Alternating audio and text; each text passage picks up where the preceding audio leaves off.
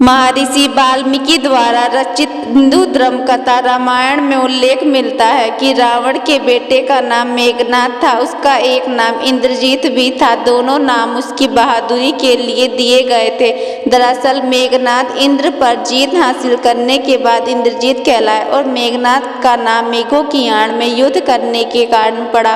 वह एक वीर राक्षस योद्धा था। मेघनाद श्री राम और लक्ष्मण को मारना चाहता था। एक युद्ध के दौरान उसने सारे प्रयत्न किए लेकिन वह विफल रहा। इस युद्ध में लक्ष्मण के घातक बाणों से मेघनाद मारा गया। लक्ष्मण जी ने मेघनाद का सिर उसके सिर से अलग कर दिया। उसका सिर के आगे रख गया। उसे बानर और रीछ देखने लगे। तब श्री राम ने कहा, इसके सिर को संभाल कर रख।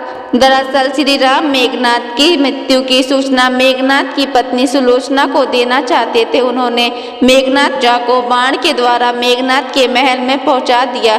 वह भुजा जब मेघनाद की पत्नी सुलोचना ने देखी तो उसे विश्वास नहीं हुआ कि उसके पति की मृत्यु हो चुकी है। उसने भुजा से कहा, अगर तुम वास्तव में मेघनाद की भुजा हो तो मेरी दुविधा को लिखकर दूर करो। सुलोचना का इतना कहते ही भुजा हरकत करने लगी। तब सेविका ने उस भुजा को खड़ियाल लाकर हाथ में रख दिया। उस कटी हुई हाथ ने आंगन में लक्ष्मण जी के प्रश्न के शब्द लिख दिए। अब सुलोचना को विश्वास हो गया कि युद्ध में उसका पति मारा गया है। सुलोचना इस समाचार को सुनकर रोने लगी। फिर वह रथ में बैठकर रावण से मिलने चल पड़ी। रावण को सुलोचना ने मेघनाद का कटा हुआ हाथ दिखाया और अपने पति का सिर मांगा। सुलोचना रावण से बोली कि अब मैं एक पल भी जीवित नहीं रहना चाहती। मैं पति के साथ ही सती होना चाहती हूँ।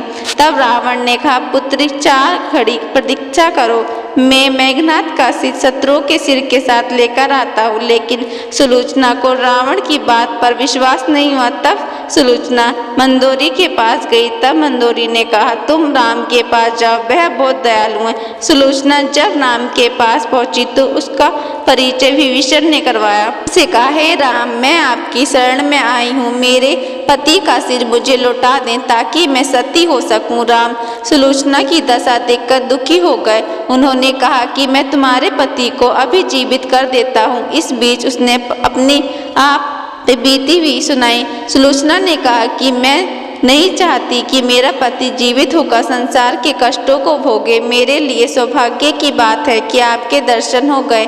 मेरा जन्म सार्थक हो गया। अब जीवित रहने की कोई इच्छा नहीं है। राम के कहने पर सुग्रीव मेघनाद का सिर ले आए, लेकिन उनके मन में यह शंका थी कि मेघनाद के कटे हाथ ने लक्ष्मण का गुणगान कैसे किया। सुग्रीव से रहा नहीं गया।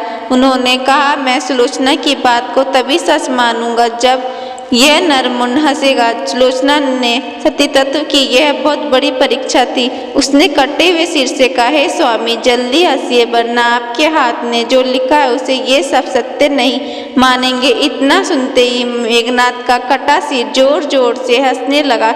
इस तरह सुलोचना अपने पति